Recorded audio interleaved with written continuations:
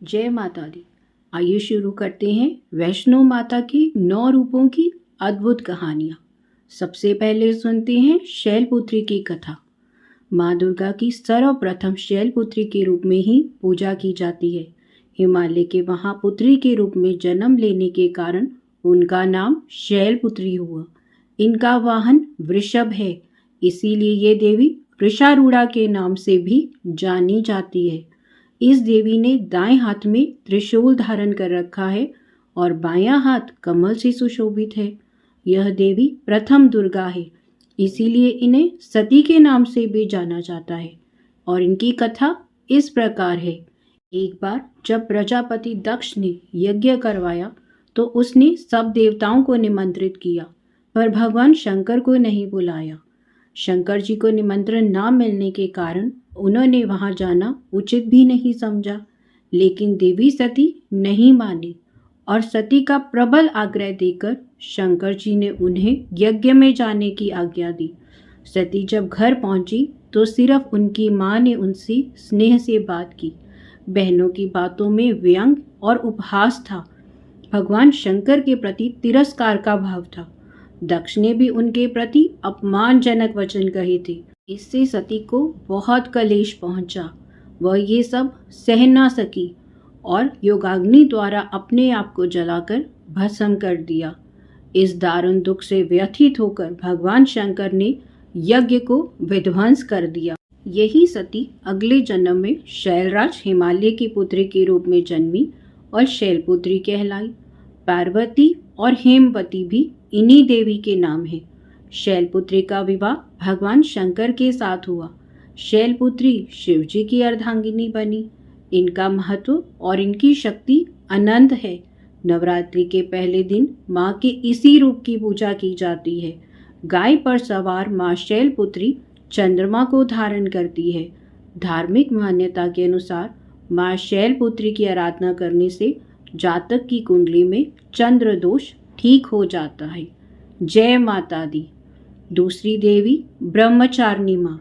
नवरात्रि के दूसरे दिन हम ब्रह्मचारिणी माँ की पूजा करते हैं। आइए सुनते हैं ब्रह्मचारिणी माँ की कथा।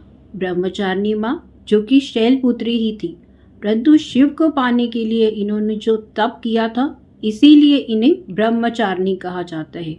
आइए सुनते हैं इनकी कथा। जब शैलपुत्री ने हिमालय के घर जन्म लिया था तो नारद जी के उपदेश से भगवान शंकर को पति के रूप में प्राप्त करने के लिए इन्होंने घोर तपस्या की थी और इसी तपस्या के कारण इन्हें ब्रह्मचारिणी कहा जाता है। 1000 वर्ष तक इन्होंने केवल फल फूल खाकर बिताए और 100 वर्षों तक केवल जमीन पर रहकर शाक पर अपना निर्वाह किया। कई दिनों तक कठिन कठिन उपवास करती थी और खुले आकाश के नीचे वर्षा और धूप में घोर कष्ट सहती थी। 3000 वर्षों तक टूटे हुए बिल्व पत्र खाए। इसके बाद इन्होंने सूखे बिल्व पत्र खाना शुरू किया। कई हजार वर्षों तक तप करते करते इनका शरीर एकदम से क्षीण हो गया था। देवता, ऋषि, सिद्धगण, मुनि सभी ने ब्रह्मचारिणी की तपस्या को अभूतपूर्व कृत्य बताया, सराहना की और कहा, हे देवी, आज तक किसी ने ऐसा तप नहीं किया है और ना ही कोई आगे ऐसा तप कर पाएगा। आपकी मनोकामना पूर्ण होगी और भगवान चंद्रमौली ही शिव जी के रूप में आपको पति रूप में प्राप्त होंगे। अब तपस्या छोड़कर घर लौट जाओ। जल्द ही आपके पिता आपको लेने आ रहे हैं। जब तक स्वयं शिव जी से उन्हें साक्षात दर्शन नहीं दिए, उनसे आशीर्वाद मिलने की उपरांत ही पार्वती माता अपने घर को प्रस्थान की थी। माँ की कथा का सार जीवन के कठिन संघर्षों में अपने मन को विचलित ना होने देने की प्रेरणा देता है। ब्रह्मचारिणी देवी की कृपा से सर्व सिद्धियां प्राप्त हो जाती हैं। इसीलिए हम नवरात्रि के दूसरे दिन माँ ब्रह्मचारिणी की पूजा करते हैं। ब्रह्मचारिणी माँ की पूजा करने से कुंडली में अगर मांगलिक दोष हो तो उसका प्रभाव कम हो जाता है। तीसरे दिन हम माँ चंद्रघंटा की पूजा करते हैं। चंद्रघंटा माँ की पूजा करने से जातक निर्भय हो जाता है। इस देवी की कृपा से साधक को अलौकिक वस्तुएं प्राप्त होती हैं। इसीलिए मन, वचन और कर्म के साथ, विधि विधान के साथ चंद्रघंटा माँ की पूजा करनी चाहिए। चंद्रघंटा देवी का स्वरूप तपे हुए स्वर्ण के समान कांतिमय है। चेहरा शांत और सौम्य है और मुख पर सूर्य मंडल की आभा छिटक रही है। माता के सिर पर अर्ध चंद्रमा मंदिर के घंटे के आकार से सुशोभित हो रहा है। यह देवी कल्याणकारी है। माँ चंद्र घंटा की पूजा करने से जातक के सभी पाप नष्ट हो जाते हैं और जन्म जन्म का डर समाप्त हो जाता है। इस माँ की पूजा करने से जातक निर्भय बनता है। देवताओं और असुरों के बीच लंबे समय तक युद्ध चला। असुरों का स्वामी महिषासुर था और देवताओं के इंद्र। महिषासुर ने देवताओं पर विजय प्राप्त कर इंद्र का सिंहासन हासिल कर लिया और स्वर्गलोक पर राज करने लगा। इसे देखकर सभी देवता बहुत परेशान हो गए और इस समस्या से निकलने का उपाय जानने के लिए त्रिदेव भगवान ब्रह्मा, विष्णु और शंकर जी के पास गए। देवताओं ने बताया, महिषासुर ने इंद्र, चंद्र, सूर्य, वायु सभी देवताओं के अधिकार छीन लिए हैं, उन्हें बंदी बना लिया है और स्वर्गलोक पर स्वयं राजा बनकर बैठ गया है। देवताओं ने बताया, महिषासुर के अत्याचार के कारण अब देवता पृथ्वी पर विचरण नहीं कर पा रहे हैं। स्वर्ग में उनके लिए कोई स्थान नहीं है। यह सुनकर ब्रह्मा, विष्णु और भगवान शंकर अत्यधिक क्रोधित हुए। क्रोध के कारण तीनों के मुख से ऊर्जा उत्पन्न हुई। देवगणों के शरीर से निकली ऊर्जा भी इसी ऊर्जा में जाकर मिली। तभी एक देवी का अवतरण हुआ। भगवान शंकर ने देवी को त्रिशूल और भगवान विष्णु ने उन्हें चक्र प्रदान किया। इसी प्रकार अन्य देवी देवताओं ने माता के हाथों में अस्त्र शस्त्र सजा दिए। इंद्र ने अपना वज्र और ऐरावत हाथी से उतारकर एक घंटा दिया। सूर्य ने अपना तेज और तलवार दिया और सवारी के लिए माँ को एक शेर दिया। देवी अब महिषासुर के युद्ध के लिए पूरी तरह से तैयार थी। उनका विशालकाय रूप देखकर महिषासुर समझ गया कि अब उसका काल आ गया है। महिषासुर ने अपनी सेना को देवी पर हमला करने के लिए कहा। अन्य दैत्यों और दानवों के दल में भी युद्ध होने लगा। देवी ने एक झटके में दानवों का संहार कर दिया। इस युद्ध में महिषासुर तो मारा ही गया, साथ में अन्य बड़े दानव और राक्षसों का भी मां ने संहार किया। इस तरह सभी देवताओं को असुरों से अभेदान दिलाया। नवरात्रि के तीसरे दिन चंद्रघंटा माँ की पूजा और अर्चना करने से जन्म पत्री में शुक्र का दोष समाप्त होता है। जय माता दी। आइए सुनते हैं कूष्मांडा माता की कथा। कूष्मांडा माता की पूजा नवरात्रि में चौथे दिन की जाती है। अपनी मंद और हल्की मुस्कान और अंड यानी ब्रह्मांड को उत्पन्न करने वाली देवी को कूष्मांडा नाम से अभिहित किया गया है। इस देवी की 8 भुजाएं हैं, इसीलिए इन्हें अष्टभुजा भी कहा जाता है। इनके 7 हाथों में क्रमशः कमंडल, धनुष, बाण, कमल पुष्प, अमृतपूर्ण कलश, चक्र और गदा है। 8वें हाथ में सभी सिद्धियां और निधियां हैं। इस देवी का वाहन भी सिंह है और इन्हें कुम्हड़े बहुत प्रिय हैं। संस्कृत में कुम्हड़े को कूष्मांड कहते हैं, इसीलिए इस देवी को कूष्मांडा कहा जाता है। कहते हैं जब सृष्टि नहीं थी, चारों तरफ अंधकार ही अंधकार था, तब इस देवी ने अपने ईशत हास्य से ब्रह्मांड की रचना की थी। इसीलिए इसे सृष्टि की आदि स्वरूपा और आदि शक्ति कहा जाता है। इस देवी का वास सूर्यमंडल लोक में है। सूर्य लोक में रहने की शक्ति और क्षमता केवल इन्हीं में है। इसीलिए इनके शरीर की कांति और प्रभा सूर्य की भांति देदीप्यमान है। इनके ही तेज से 10 दिशाएं अलौकिक हैं। ब्रह्मांड की सभी वस्तुओं और प्राणियों में इनका ही तेज व्यापक है। अचंचल और पवित्र मन से नवरात्रि के चौथे दिन इन देवी की पूजा आराधना करनी चाहिए। ये सभी भक्तों के रोग और शोकों का नाश करती है, उन्हें आयु, यश, बल, आरोग्य प्रदान करती है। ये देवी अत्यल्प सेवा और भक्ति से प्रसन्न होकर आशीर्वाद देती है। यदि सच्चे मन से पूजा की हो तो हर वरदान सुगमता से प्राप्त हो जाता है। ये देवी आदि व्याधियों से मुक्त करती है। यदि सूर्य से संबंधित दोषों को ठीक करना हो या कुंडली में सूर्य नीच का हो तो कूष्मांडा माता की पूजा करने से लाभ मिलता है। नवरात्रि के 5वें दिन हम माँ दुर्गा स्कंद माता की पूजा करते हैं। स्कंद माता का रूप और सौंदर्य आदित्य है। आभा शुभ्र वर्ण की है। वात्सल्य की मूर्ति है स्कंद माता। मान्यता अनुसार स्कंद माता की पूजा संतान प्राप्ति हेतु की जाती है। पहाड़ों पर रहकर संसारिक जीवों में नव चेतना का निर्माण करने वाली हैं स्कंद माता। स्कंद कुमार कार्तिकेय की माता के कारण इन्हें स्कंद माता के नाम से अभिहित किया गया है। इनके विग्रह में भगवान स्कंद बाल रूप में गोद में विराजित हैं। इस देवी की 4 भुजाएं हैं और दाईं तरफ ऊपर वाली भुजा में स्कंद को गोद में पकड़े हुए हैं और नीचे वाली भुजा में कमल का पुष्प है। बाईं तरफ की भुजा में वर मुद्रा है और नीचे वाली भुजा में कमल पुष्प है। इनका वर्ण एकदम शुभ्र है। कहते हैं कुमार कार्तिक की रक्षा के लिए जब माता पार्वती क्रोधित होकर आदि शक्ति के रूप में प्रकट हुई थी तो इंद्र भी भय से कांपने लगा था। इंद्र अपने प्राण बचाने के लिए देवी से क्षमा याचना करता है। कुमार कार्तिकेय का एक नाम स्कंद भी है।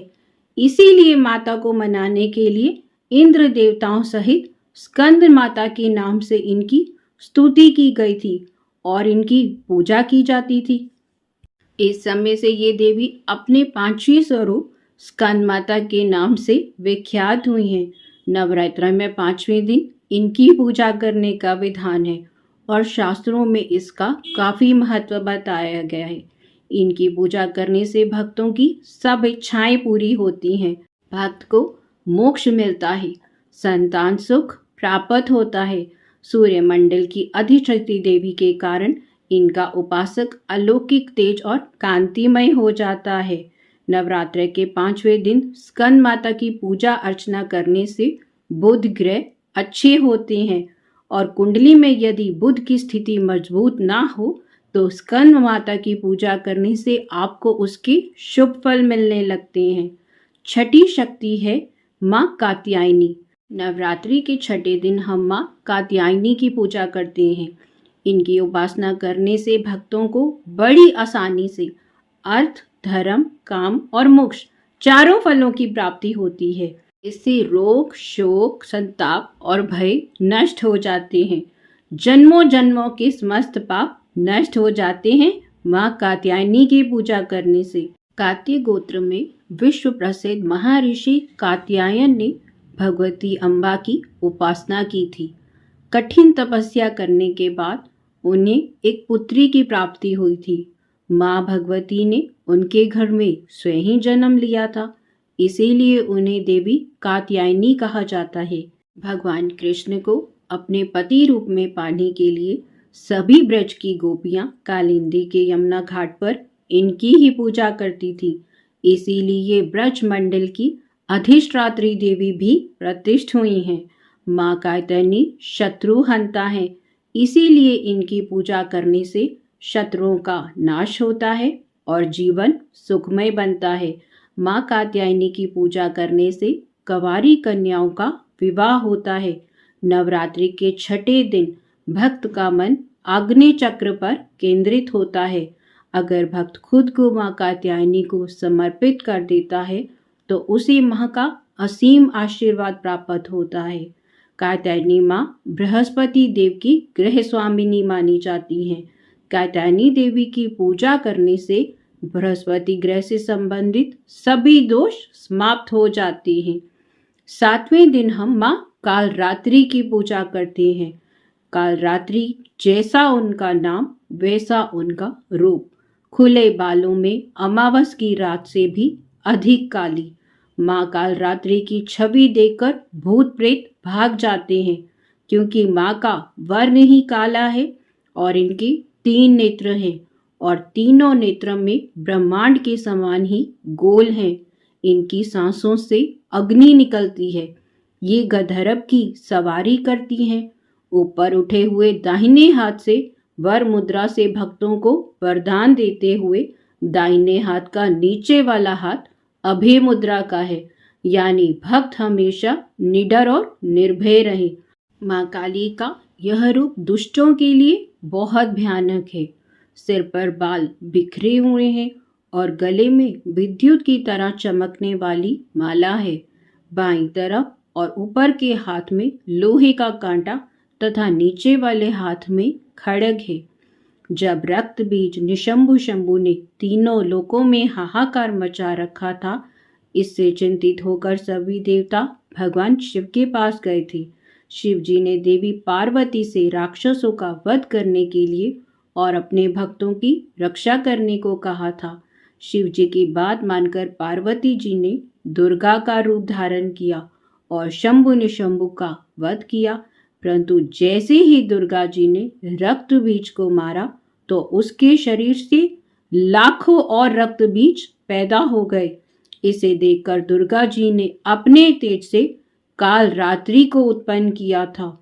इसके बाद जब दुर्गा जी ने रक्त बीज को मारा तो उनके शरीर से निकलने वाले रक्त को काल रात्रि अपने मुख में भरती जा रही थी और सबका गला काटते हुए रक्त बीज का वध करते हुए वह उसका रक्त पीती ही जा रही थी। इनका यह रूप भले ही भयंकर हो, लेकिन भक्तों को सदैव शुभ फल देने वाला है, इसीलिए ये शुंभकारी कहलाई हैं। इनके साक्षात्कार से भक्त पुण्य का भागी बनता है।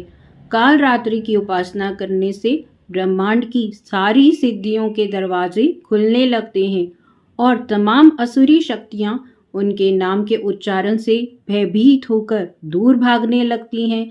दानव, दैत्य, राक्षस, भूत प्रेत उनका स्मरण करने से ही भाग जाते हैं। अंधकार में स्थितियों का विनाश करने की शक्ति है काल रात्रि। काल से भी रक्षा करने वाली शक्ति है काल रात्रि। ये ग्रह बाधाओं को दूर करती है। अग्नि, जल, जंतु, शत्रु और रात्रि के भय को दूर भगाती है। इनकी कृपा से भक्त सदा भय से मुक्त रहता है। काल रात्रि माँ की पूजा अर्चना करने से शनि का दोष समाप्त हो जाता है। नवरात्रि के 8वें दिन हम महागौरी की शक्ति की पूजा करते हैं। नाम से प्रकट है कि इनका रूप पूर्णतः गौर वरण है। इनकी उपमा शंख, चंद्र और कुंद के फूल से की गई है। अमोघ फलदायिनी है माँ महागौरी। अष्टवर्षा भवेद गौरी, यानी उनकी आयु 8 साल की मानी गई है। इनके सभी आभूषण और वस्त्र सफेद हैं। इन्हें श्वेतांबरधरा भी कहा जाता है। 4 भुजाएं हैं और वाहन वृषभ है, इसीलिए इनको वृषारूढ़ भी कहते हैं। इनकी पूरी मुद्रा बहुत शांत है। पति रूप में शिव को प्राप्त करने के लिए महागौरी ने कठोर तपस्या की थी और इनका शरीर काला पड़ गया था, लेकिन तपस्या से प्रसन्न होकर भगवान शिव ने इनके शरीर को गंगा जल से धोया, कांतिमय बना दिया। इनका रूप गौर वरण हो गया, इसीलिए ये महागौरी कहलाई। ये अमोघ फलदायिनी है। इनकी पूजा से भक्तों में तमाम कलमश धुल जाते हैं, पूर्व संचित पाप नष्ट हो जाते हैं। महागौरी का पूजन, अर्चन, उपासना और आराधना बहुत कल्याणकारी है। इनकी कृपा से अलौकिक सिद्धियां प्राप्त होती हैं। नवरात्रि के 8वें दिन महागौरी की पूजा करने का प्रचलन है। महागौरी राहु की स्वामिनी मानी जाती है। जो जातक नवरात्रि के 8वें दिन महागौरी की पूजा अर्चना करता है, उसकी जन्म पत्री से राहु दोष समाप्त हो जाता है। 9वें दिन हम सिद्धिदात्री की पूजा करते हैं।